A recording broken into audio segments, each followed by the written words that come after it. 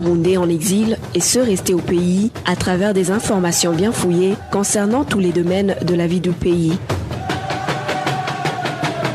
Le magazine Humura Burundi est diffusé sur le web via le site de la RPA www.rpa.bi. Humura Burundi.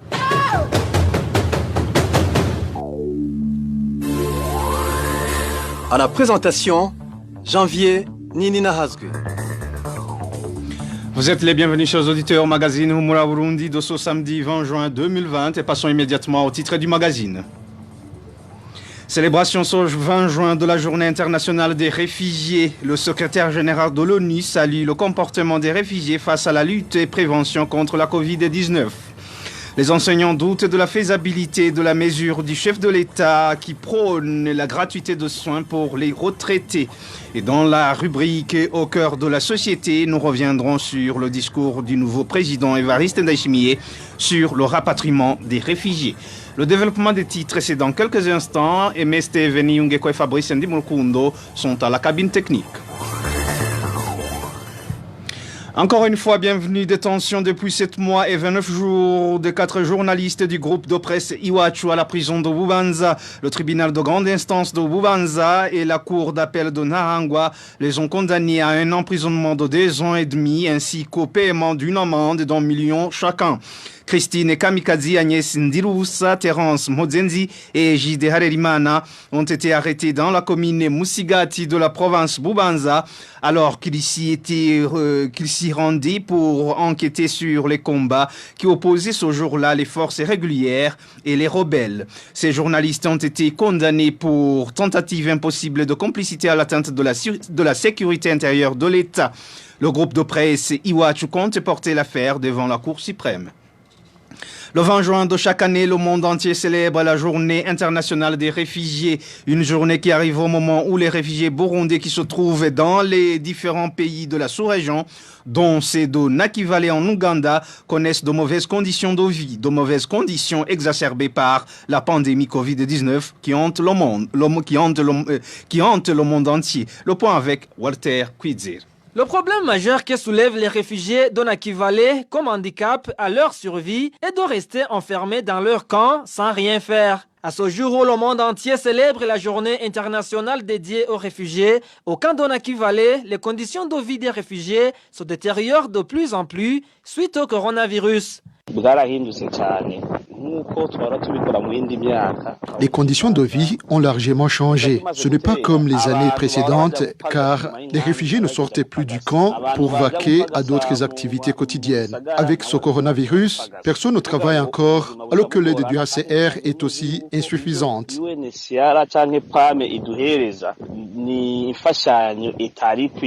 Pire encore, déplorent les réfugiés, l'OHCR a diminué la quantité de la ration alimentaire et la somme d'argent destinée à chaque famille.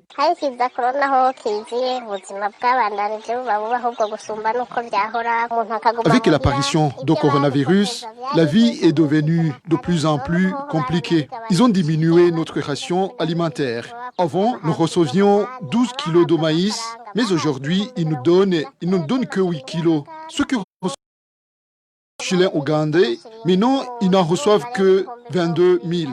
Comment quelqu'un peut survivre tout un mois avec 22 000 Chiliens? En plus, nous sommes obligés d'utiliser cette somme pour nos besoins. C'est très grave.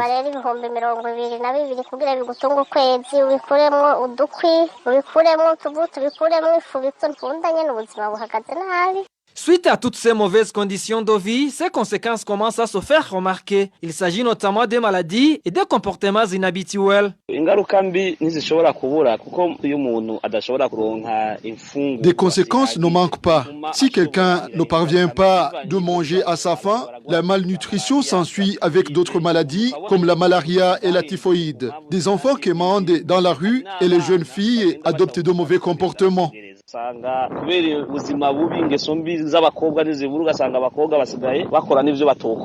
Cette année, le thème de la journée internationale des réfugiés est libéré comme suit, je cite, « Chacun peut agir, chaque geste compte ». Fin de la citation. Merci à Walter Kwizera. Cette journée dédiée aux réfugiés arrive aussi au moment où l'on parle de plus de 40 réfugiés du camp d'Nduta en République unie de Tanzanie qui ont été enlevés depuis 2017 et que certains d'entre eux auraient été exécutés. N'est-ce pas, Emmanuel Niyungeko? La journée mondiale des réfugiés célébrée le 20 juillet de chaque année trouve les Burundais du camp d'Nduta en Tanzanie dans une désolation et consternation totale suite aux leurs qui sont arrêtés puis portés disparus. Plus de 40 personnes sont portées disparues depuis l'an 2017. Certaines d'entre elles seraient déjà exécutées et indiquent que leurs familles en désespoir. Nombre de ces individus ont été sortis de leur maison, surtout pendant la nuit, particulièrement dans les zones 1, 4, 12, 13 et 21, par des gens en tenue de la police tanzanienne. Cette dernière collaborerait avec des émissaires du régime de Gitega qui se déguisent en réfugiés pour vivre dans ce camp.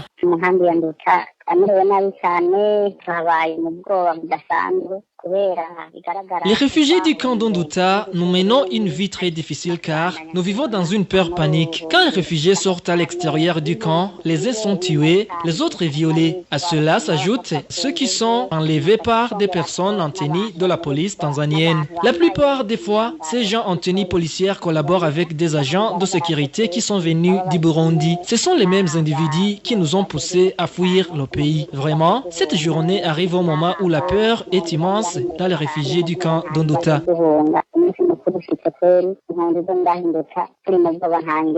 Les réfugiés burundais du camp d'Nduta demandent au HCR de s'intéresser davantage aux problèmes des réfugiés.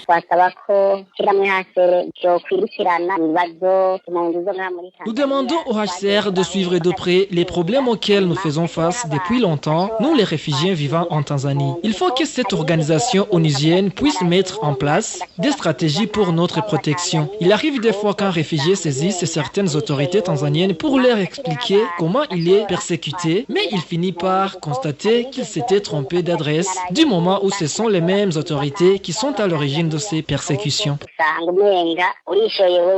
La journée mondiale dédiée aux réfugiés arrive aussi au moment où les réfugiés burundais qui se trouvent en Tanzanie craignent d'être renvoyés dans leur pays d'origine, d'autant plus que les autorités tanzaniennes ne cessent de véhiculer que la paix et la sécurité règnent au Burundi. Merci à Emmanuel Niyungeko. À l'occasion de la Journée mondiale des réfugiés, le secrétaire général des Nations Unies salue le comportement des réfugiés déplacés dans le combat contre la pandémie de la Covid-19. Antonio Guterres rappelle aux pays hôtes qu'il faudrait qu'ils s'assurent que les réfugiés soient pris en compte dans les plans de riposte et de relance. Le dernier rapport de fin mai 2020 fait savoir que les réfugiés burundais étaient évalués à 333 511. Et en rapport toujours avec le coronavirus, dans un communiqué du ministère de la Santé publique de ce samedi, 40 cas viennent d'être testés positifs à la Covid-19. Une courte pause, puis on continue. Retrouvez les différentes productions de la RPA sur Facebook, YouTube, Twitter et sur www.rpa.bi. Les enseignants du Burundi saluent la promesse du nouveau président de la République relative au traitement des fonctionnaires en retraite. Ces enseignants doutent toutefois sur la faisabilité de la dite mesure et surtout en ce qui concerne la gratuité des soins de santé. Les détails avec Vicky Chris Ninheritz. Dans le journal La Voix de l'enseignant, les enseignants publient que la mise en application des mesures du nouveau président de la République ne sera pas facile, surtout en ce qui concerne les soins. Sur ce point, les enseignants trouvent qu'il faudrait que la mutuelle se ressaisisse quant à l'importation des médicaments qui traitent les maladies chroniques, telles l'hypertension, le diabète et d'autres. Des maladies dont souffrent la majorité des retraités, selon le journal Voix de l'enseignant. Pour les enseignants, la mutuelle ne dispose plus de ces médicaments. Or, révèlent les enseignants, les pharmacies privées se servent de ce qu'on appelle les suppléments. En casse-tête, trouvent-ils les affiliés et utilisateurs des cartes de la mutuelle. Le chef de l'État devrait plutôt penser à la composition du conseil d'administration de la mutuelle, proposent les enseignants. Il faut savoir qu'aucun représentant des enseignants ne fait partie de ce conseil, alors qu'ils sont les principaux contributeurs à la mutuelle de la fonction publique, et cela à plus de 77% des affiliés de la mutuelle. Merci à Vicky Chris Ninheritz. La subsistance de la violation des droits de l'homme et l'impunité des abus au Burundi sont dues à la défaillance du gouvernement d'intégrer un apprentissage du respect de ces droits dans le système éducatif. Déclaration de Chantal Mutamuriza, directrice exécutive de l'Organisation pour les droits des réfugiés, Right for All. Chantal Mutamuriza explique que l'État a l'obligation de promouvoir les droits humains en fournissant des connaissances sur le respect de ces droits dans tous les programmes de l'enseignement formel et informel. Il s'agit du 13e message lancé dans le cadre de la campagne sur la légitimité des défenseurs des droits humains initiée par la coalition burundaise des défenseurs des droits de l'homme, CBDDH en sigle. Suivez plutôt Chantal Mutamuriza, directrice exécutive de Right for All. L'objectif principal de tout système éducatif doit être la promotion du respect des droits de l'homme et des libertés fondamentales. Selon l'article 15 de la Déclaration des Nations Unies sur les défenseurs des droits de l'homme, il incombe à l'État de promouvoir et faciliter l'enseignement des droits de l'homme et des libertés fondamentales à tous les niveaux de l'enseignement et de s'assurer que tous qui sont chargés de la formation des avocats, des responsables de l'application des lois, du personnel des forces armées et des agents de la fonction publique incluent dans leur programme de formation des éléments appropriés de l'enseignement des droits de l'homme. D'après le prescrit de cet article, l'éducation et la formation aux droits de l'homme constituent un thème transversal qui doit être introduit dans tous les programmes de l'État. Pour les enfants et les jeunes, connaître et respecter les droits de l'homme est essentiel à la réalisation des droits à une éducation de qualité pour tous. Grâce à un apprentissage efficace des droits de l'homme et de ses valeurs dès le jeune âge et en formation continue, l'homme fait le premier pas vers la jouissance, l'exercice et la revendication du respect de leurs droits et les intègre dans ses principes de vie au quotidien. Avec la réforme de l'enseignement opérée par le gouvernement du Burundi depuis 2012, il y a eu introduction des thématiques sur les droits de l'homme au programme de l'école post-fondamentale, mais cela reste insuffisant à plusieurs égards. Les enseignements qui dispensent ces cours n'ont jamais été formés sur la manière de créer une culture fondée sur les droits de l'homme et de transférer efficacement les connaissances relatives. Deuxièmement, l'environnement politique qui prévaut dans le pays n'est guère favorable au traitement des thèmes prévus dans tous leurs contours et à leur intégration dans le quotidien de chaque citoyen. Si des abus de corruption, d'arrestation, d'assassinats, de violences basées sur le genre, etc. subsistent, c'est d'une part dû aux défaillances en matière d'éducation et de sensibilisation sur les droits de l'homme et d'autre part à un manque d'engagement à renforcer l'éducation dispensée par une stratégie nationale des droits de l'homme qui intègre l'évaluation des performances et la sanction des contrevenants à tous les niveaux. Comme l'État du Burundi s'y a engagé à travers ces déclarations des Nations Unies, nous l'exhortons à s'acquitter de ces engagements. Nous interpellons le Parlement et la CNIDH à faire un suivi de la mise en œuvre de cette déclaration. Chantal Mutamuriza est directrice exécutive de Right for All. Les habitants de la province Gitega semblent minimiser l'ampleur de la Covid-19. Jusqu'aujourd'hui, très peu d'entre eux respectent le port de masque. Ceux qui se sont entretenus avec la RPA disent passer outre cette mesure de protection parce qu'ils n'en voient pas l'utilité. D'autres avancent le coût très élevé de ces masques comme motif de ne pas s'en procurer. Le point avec Emmanuel Ndaishimi. Il est difficile de voir une personne qui porte un masque de protection contre la Covid-19 quand il circule dans la ville de Gitega et au marché central de cette province. Certains habitants qui se sont entretenus avec la RPA affirment qu'ils ne voient pas l'importance ni l'utilité de porter ces masques. D'autres nous ont fait savoir qu'ils se promènent sans ces masques de protection car ces derniers coûtent énormément cher compte tenu de leurs moyens. Les rares personnes qui portent des masques sont les pharmaciens et les agents de santé. À cela s'ajoutent les agents de certaines organisations, notamment internationales. En général, les masques sont portés par peu de personnes en province de Gitega. La donne est ainsi alors que les masques sont vendus dans des pharmacies à un prix variant entre 2000 et 3000 francs. Ces masques sont de deux catégories, c'est-à-dire ceux qui sont localement cousus à la main à partir des tissus et c'est importé. Quant à ceux qui pensent que les masques importés assurent une meilleure protection, les agents du secteur de santé tranquillisent et encouragent les gens à porter les masques locaux vu que l'efficacité est la même. Page environnement à présent, le commerce des feuilles d'eucalyptus opéré entre la province Bujumbura et la mairie de Bujumbura prend de plus en plus de l'ampleur au rythme où s'opère ce business. Certains habitants de ces localités craignent que cela ne contribue à la destruction de l'environnement. Rachel Kagissier, son reportage. L'eucalyptus est l'une des variétés très présentes dans les localités de Mukokongo, Nyabiraba et Igenda. Depuis longtemps, ces arbres étaient très prises pour en extraire du charbon. Actuellement, les vélos qui desservaient la ville de Bujumbura en charbon, de même que certains véhicules, ramènent à la place des feuilles d'eucalyptus, mais pas n'importe quel type d'eucalyptus, comme en témoigne cet habitant. C'est un eucalyptus communément appelé maïderi. Ses feuilles sont blanches. Ces eucalyptus poussent surtout dans la région de Mugamba, mais aussi en commune Nyabiraba et tout le long de la route Bujumbura-Igenda. Actuellement, il y en a qui les vendent. Ils sont transportés dans des probox ou sur des vélos. Interrogé sur l'utilité de ces feuilles, cet habitant fait savoir qu'ils s'en servent pour se prévenir contre le Covid-19, d'où leur coût exorbitant. Un tas de 2000 francs est insignifiant et couvre à peine 2 semaines. Par exemple, à Musaga, les gens qui livrent le charbon repartent avec nos commandes et nous fournissent aller-retour. Certains habitants estiment que l'environnement est très menacé. Souvent, ils coupent les feuilles qui sont très jeunes. Cela freine la croissance de ces arbustes. Visiblement, ces eucalyptus sont en voie de disparition.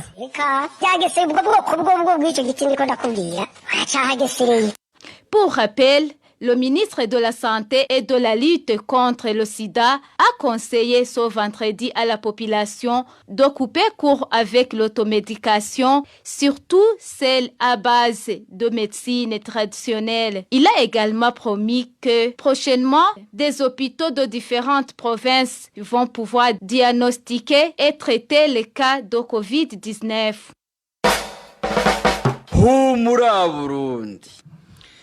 Le mini-magazine au cœur de la société d'aujourd'hui se focalise sur le discours du nouveau président Évariste Ndayishimiye en rapport avec le rapatriement des réfugiés. Emile Nibasumba. Au cœur de la société. Au cœur de la société est une émission de tous les samedis, préparée en synergie par les radios Inzamba, Agate Kakawe, Radio RPA, Ijuya Wanyagihugu, ainsi que la radio-télévision Renaissance. Son discours était très attendu par un grand nombre de Burundais, dont ceux qui ont été contraints de fuir le pays. Mais Évariste Ndayishimiye n'a pas manqué d'associer les réfugiés aux putschistes ou aux marionnettes à la solde des colons, même s'il leur a également demandé de rentrer au pays. Comment l'allocution du nouveau président de la République est-elle interprétée sur le sujet du rapatriement? Des conditions au retour au pays sont-elles remplies? Certains réfugiés vont répondre à toutes ces questions au cours de ce mini-magazine au cœur de la société, vous présenté par Emile Nibasumba. Nous sommes le 20 juin 2020. Bienvenue. Jewe Ndayishimiye Barisito, umukuru w'igihugu cy'u Burundi, ndarahiye ko ntazotirigana ku masezerano y'ubumwe bw'abarundi. Juste après avoir prêté serment comme président de la République ce jeudi, Évariste Ndayishimiye semblait associer les réfugiés aux manifestants de 2015. Selon lui, certains Burundais pensent que la liberté d'expression est synonyme d'appartenance à une association de la société civile, à un groupe de pression ou de manifester dans les rues. Rappelons que depuis belle lurette, le dialogue est une pratique ancestrale dans notre pays. Les Burundais se sont toujours concertés dans le but d'œuvrer pour le développement de la nation en se complétant car l'union fait la force. Sous prétexte de défendre leurs droits à la dignité, certains Burundais marionnettes travaillent sournoisement à la solde et pour les intérêts des colons. En cas d'échec, ils se hâtent à rejoindre les commanditaires. Évariste Ndayishimiye semblait ensuite associer les réfugiés aux putschistes. À tous les Burundais résidant au Burundi, à l'étranger ou réfugiés, faibles ou puissants, je vous annonce que chacun a droit à la parole sans peur ni contrainte dans un pays démocratique et dont le gouvernement garantit le bien-être de son peuple. Aujourd'hui, les coups d'État n'ont plus de place dans notre pays. Même ceux qui ont essayé de ternir l'image du pays à l'étranger n'ont abouti à rien. Plutôt, ils devraient revenir contribuer au développement de notre pays. Ensemble, on s'en sortira car Dieu est grand. Au cœur de la société. Parole aux auditeurs.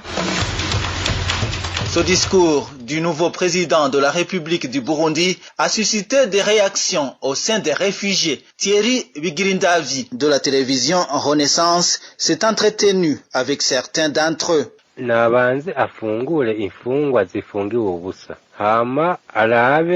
Qu'il baie d'abord les Burundais qui sont illégalement emprisonnés. Aujourd'hui, des maisons, des terres et autres biens des réfugiés sont dans les mains des militants du parti au pouvoir. Qu'ils les remettent avant de nous demander de rentrer au pays.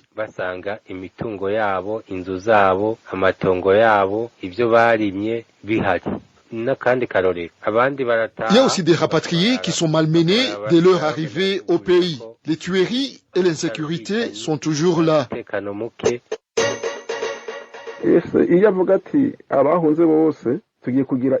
S'il avait par exemple mis en place des commissions pour organiser le retour des réfugiés, ça m'aurait un peu rassuré. Mais il doit également démanteler cette milice d'Imbonerakure, sinon je ne peux pas espérer qu'un jour je rentrerai au pays. Ça serait un suicide.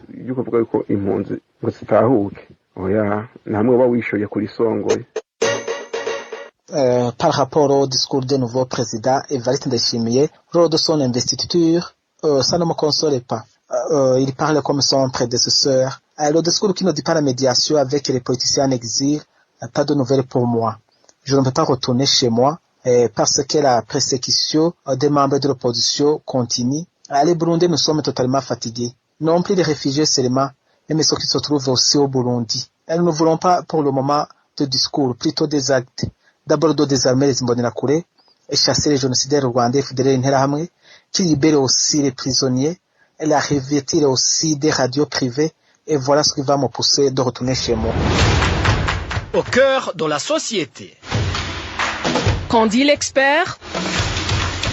Frédéric Bamvuginyumvira a dirigé la Commission nationale de réhabilitation des sinistrés qui se chargeait entre autres du rapatriement des réfugiés et de leur intégration dans la vie socio-professionnelle. C'était après la signature de l'accord d'Arusha de 2000. Au micro de Bertrand Ngendakuriyo de la radio Inzamba, Frédéric Bamvuginyumvira indique que la situation est très différente. La différence qu'il y a entre ce qui se passait il y a environ 10 ans et aujourd'hui, c'est qu'aujourd'hui, il n'y a pas eu de négociation. Et puis, par ailleurs, la raison qui a fait que les Burundais quittent le pays, et ces raisons sont toujours là. Ça veut dire la forcing de troisième mandat et ses conséquences. Des Burundais tués, des Burundais emprisonnés, des Burundais torturés, des centaines de milliers d'exilés. Tout ça sont des questions qui sont là et qui doivent trouver des solutions. Mais le pouvoir actuel ne veut pas. Et quand on ait des cadres pour débattre de ces questions, il veut que ça soit discuté de un à un pour que chacun soit convaincu et rentre.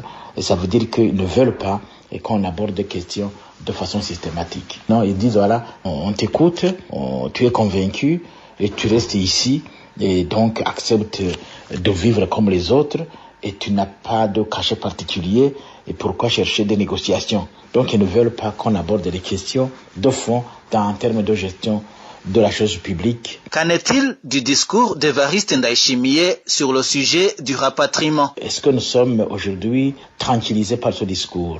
Franchement non, d'autant plus qu'il a déjà identifié des catégories de personnes qui ne peuvent pas prétendre entrer dans le pays, qu'il appelle Ibipfamutima. C'est un langage décevant de la part d'un chef d'État qui dit Ibipfamutima. Qui est Ibipfamutima?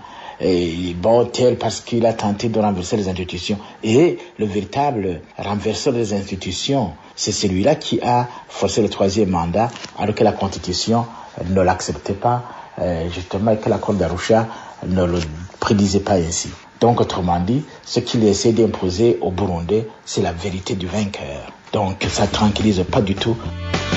Et c'est par cette analyse de l'ancien vice-président de la République que nous clôturons le mini-magazine au cœur de la société de ce 20 juin 2020. Au micro, c'était Émile Niwasumba. Au revoir.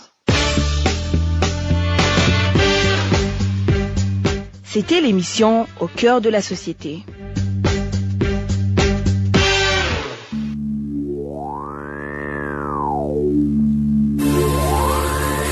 Merci à Émile Niwasumba pour ce mini-magazine au cœur de la société. C'est par ici, amis chers auditeurs et auditrices, que nous mettons fin à ce magazine Humura Burundi de ce samedi 20 juin 2020. Merci pour votre aimable écoute.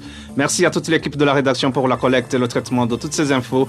Merci également à Fabrice Ndimulukundo et à MST Veniungeko pour la bonne collaboration technique. À la présentation, vous étiez avec Janvier Nina Azoué. Passez un excellent week-end chez vous.